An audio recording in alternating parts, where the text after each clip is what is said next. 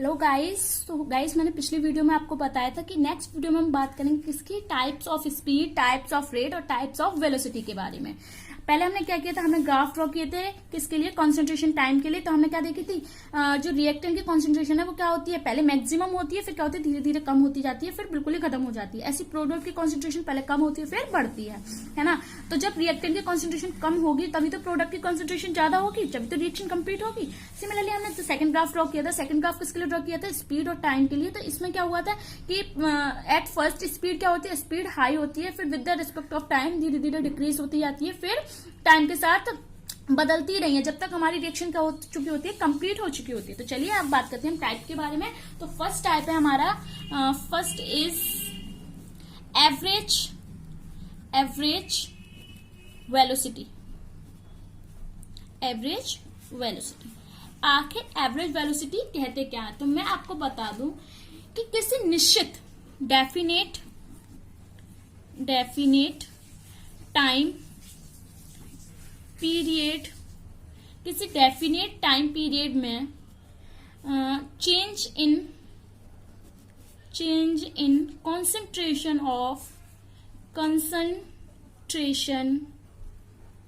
of reactant and also product with respect to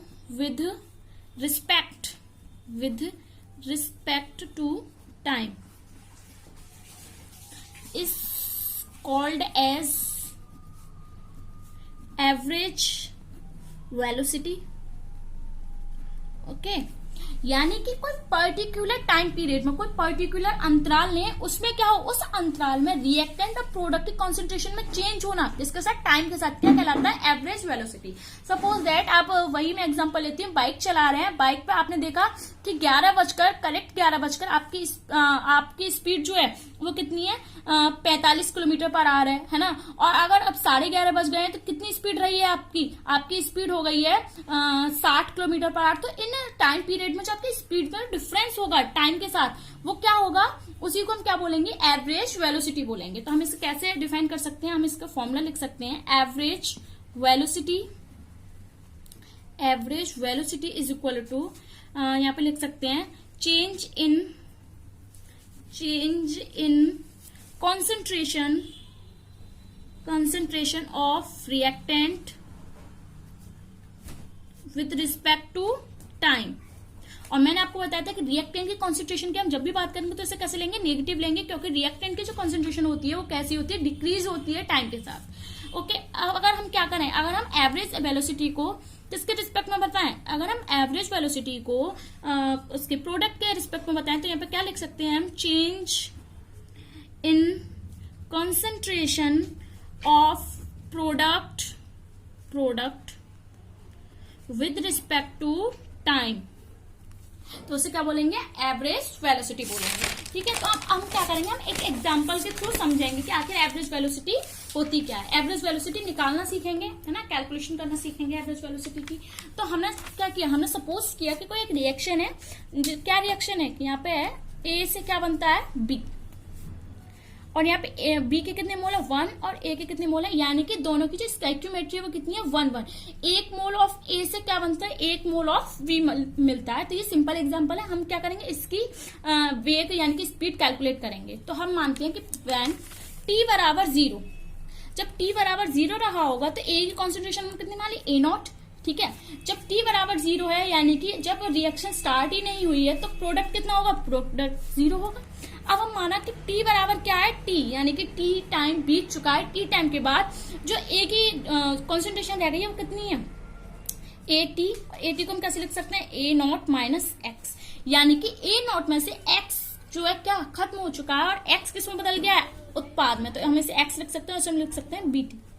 ठीक है, तो हम यहाँ पे क्या लिखेंगे, ए के कम होने की, यानी कि डिसएपीरिएशन ऑफ ए। यहाँ पे लिखेंगे रेट ऑफ, यानी कि rate of average velocity of डिसएपीरियंस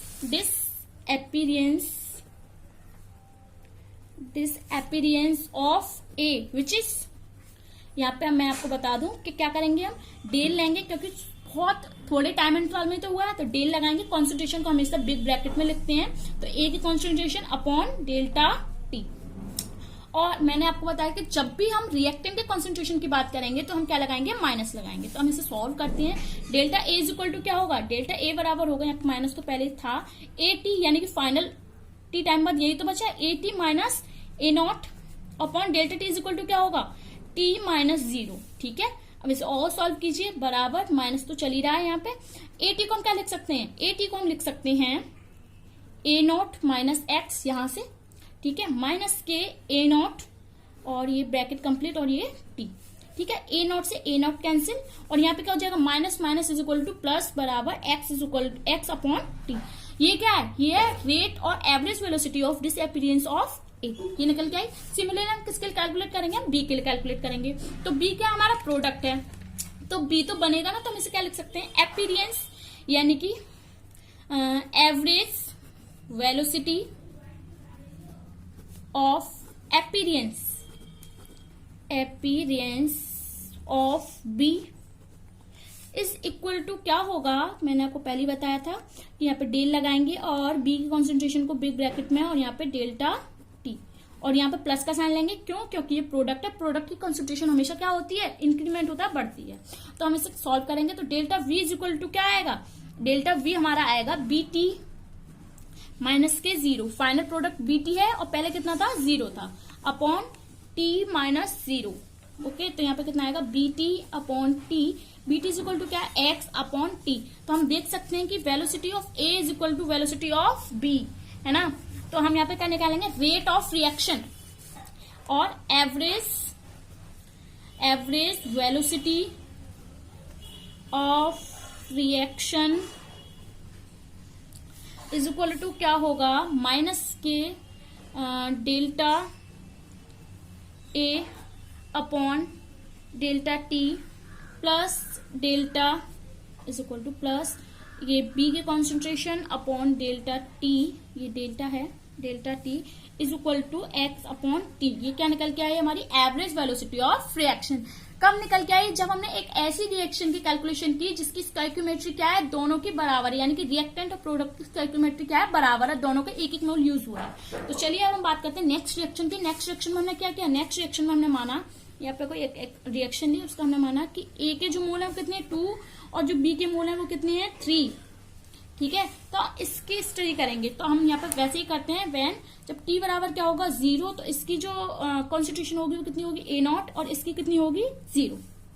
ठीक है, जब क्या रहा होगा, टी बराबर टी यानी कि टी टाइम पीरियड बीत चुका होगा, तब क्या होगी, इसकी कॉन्सेंट्रेशन कितनी होगी, ए टी, वो किसके बराबर होगी, ए नॉट माइनस के 2x। क्यों, क्योंकि इसके 2 मोल खत्म होंगे जब भी तो इसके 3 मोल हमें प्राप्त होंगे, तो हमने ए नॉट में से 2 मोल घटा दिए इसके, तो यहाँ पे हमें कितना प्राप्त होगा, BT, वो किसके बराबर होगा 3x के, 3 मोल हमें इसके प्राप्त हो गए।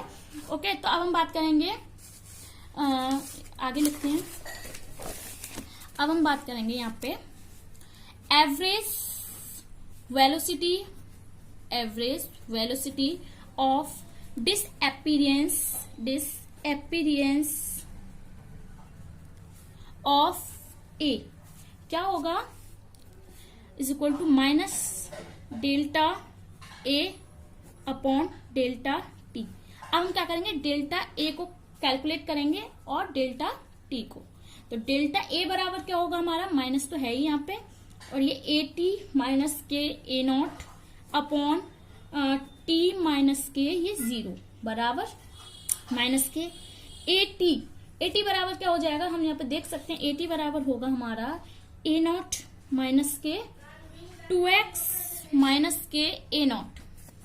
ठीक है, अपॉन यहाँ पे टी, तो ए नॉट से ए नॉट कैंसिल और माइनस माइनस प्लस यानी कि 2x अपॉन टी। ठीक है, ये निकल के आई डिसअपीयरेंस यानी कि average velocity of disappearance of A. अब हम किसके लिए काउंट करेंगे, अब हम किसके लिए कैलकुलेट करेंगे, एवरेज वेलोसिटी ऑफ अपीयरेंस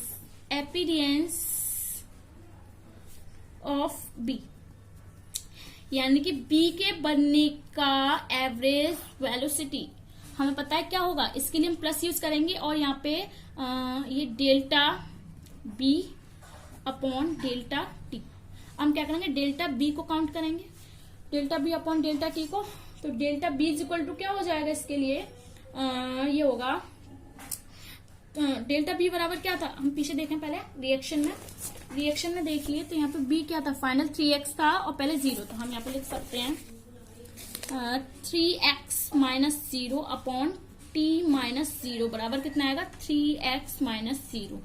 तो अब फ्रेंड्स हम क्या देख सकते हैं कि a के घटने की दर और b के बनने की दर जो है अलग अलग आई है, पर ऐसा तो हो नहीं सकता है ना, क्योंकि अगर जब तक इन दोनों के जो रेट है एवरेज वेलोसिटी है बराबर नहीं होगा तब तक एक साथ हमें प्रोडक्ट कैसे प्राप्त होगा। तो इसके लिए हम क्या करेंगे, हमें इन दोनों को बराबर करना होगा। बराबर करने के लिए हम क्या करेंगे, इसके इक्विमेट्री रूल के अनुसार तो हम यहाँ पर रेट निकालेंगे, final rate of reaction. Rate of reaction क्या होता है, rate of A is equal to rate of B, तो यहाँ पे हम लिखेंगे delta minus K delta A upon delta T is equal to delta B upon delta T. बराबर क्या है, बराबर है हमारा बराबर, ये दोनों बराबर तो है ही नहीं, पहले हमें इन दोनों को बराबर करना है। Delta A upon delta T बराबर क्या था 2x अपॉन टी, है ना, और इसके लिए क्या था 3x अपॉन टी। अब हमें इन दोनों को बराबर करना है। बराबर करने के लिए हम क्या लगाएंगे, इसमें 2 का डिवाइड लगाएंगे 1 अपॉन 2 का, और इसमें किसका लगाएंगे 3 का। तो 2 से 2 कैंसिल, 3 से 3 कैंसिल, तो बराबर हो गए। बराबर क्या आएगा हमारा x अपॉन टी, यहाँ पे माइनस नहीं आएगा, माइनस तो यही खत्म हो जाता है, ये कितना आएगा x अपॉन टी। तो रेट ऑफ रिएक्शन कितना आ गया, यानी कि average velocity of reaction is equal to x upon T. तो चलिए अब एक लास्ट एग्जांपल लेते हैं इसके लिए, और वो एग्जांपल लेंगे नॉर्मल रिएक्शन के लिए। सपोज दैट हमने रिएक्शन कैसे ली, एक नॉर्मल रिएक्शन है, नॉर्मल रिएक्शन में हमने बात की है N1A प्लस N2B, और इसका क्या बना, इसका बना M1C प्लस M2D। ठीक है, तो यहाँ पे हम सीधे सीधे लिखेंगे A के विलुप्त होने की दर A के विलुप्त यानी कि डिसअपीयरेंस की जो एवरेज वेलोसिटी है वो क्या होगी, वो होगी minus K delta A upon delta T. ठीक है, सिमिलरली बी के क्या होगी, बी के भी होगी माइनस की delta B upon delta T.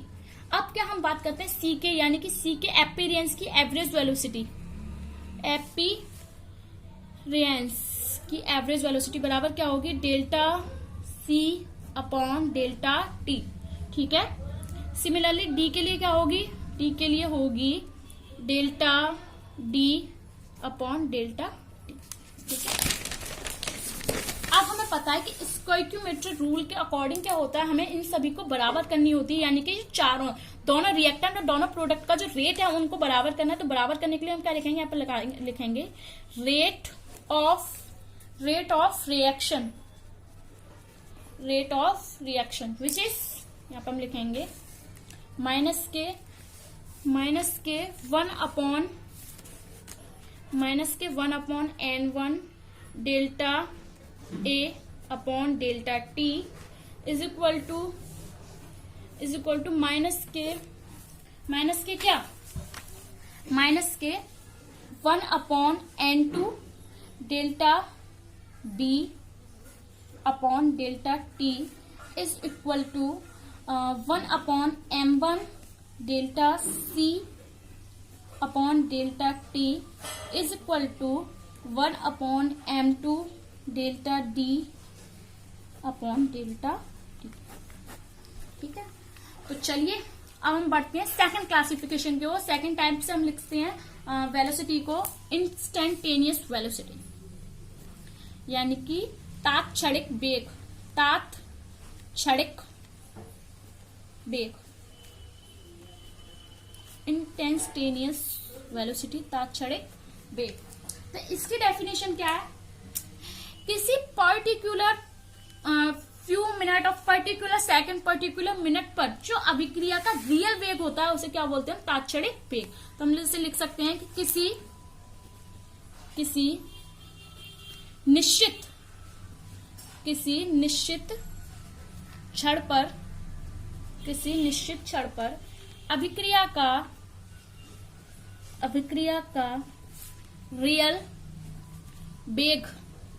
का रियल वेग, उसका उसका तात्क्षणिक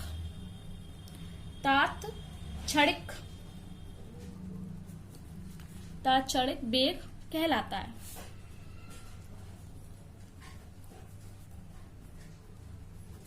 है ना। यानी कि हम क्या करेंगे, तात्क्षणिक वेग को प्राप्त करने के पहले एवरेज वेलोसिटी प्राप्त करेंगे, और एवरेज वेलोसिटी को कहां तक ले जाएंगे, t टेंस टू 0 तक, t tends to delta, t tends to 0। क्यों? क्योंकि हम इसमें क्या करते हैं, किसी पर्टिकुलर मिनट और सेकंड पर हम वेग कैलकुलेट करते हैं, तो वहां पर क्या होता है, डेल्टा t यानी कि टाइम पीरियड जो होता है वो कैसा होता है, 0 की ओर अग्रसर होता है। इसलिए हम क्या करते हैं, जब डेल्टा t बराबर 0 होता है, हम डेल्टा t बराबर 0 को ले जाते हैं 0 तक, उस टाइम हम क्या निकालते हैं, एवरेज वेलोसिटी निकालते हैं, और उस एवरेज वेलोसिटी का जो स्लोप होता है उस पर खींची गई टेंजेंट ही क्या करती है, तात्क्षणिक वेग को शो करती है। हम एवरेज वेलोसिटी को हम कैसे लिखते हैं, average velocity is equal to क्या होता है, plus minus delta c upon delta t। यही तो होती है एवरेज वेलोसिटी।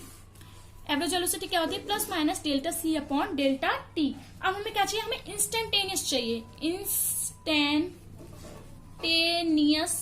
वेलोसिटी। वो कैसे निकालेंगे, हम सबसे पहले लिखेंगे लिमिट t टेंस टू 0 और plus minus delta c upon delta t। अब जब लिमिट t टेंस टू 0 है, यानी कि बहुत शॉर्ट टाइम है, बहुत ही ज्यादा शॉर्ट, तो हम इसे डेल को किस में कन्वर्ट कर सकते हैं, हम डेल को कन्वर्ट कर सकते हैं d में, तो dc अपॉन d इंस्टेंटेनियस। तो हम इसे लिख सकते हैं कैसे, r इंस्टेंटेनियस, ठीक है, dc अपॉन dt। अब हम सीखते हैं इसका ग्राफिकली रिप्रेजेंटेशन। ग्राफिकली हम कैसे रिप्रेजेंट करेंगे इसे, तो ग्राफिकली रिप्रेजेंटेशन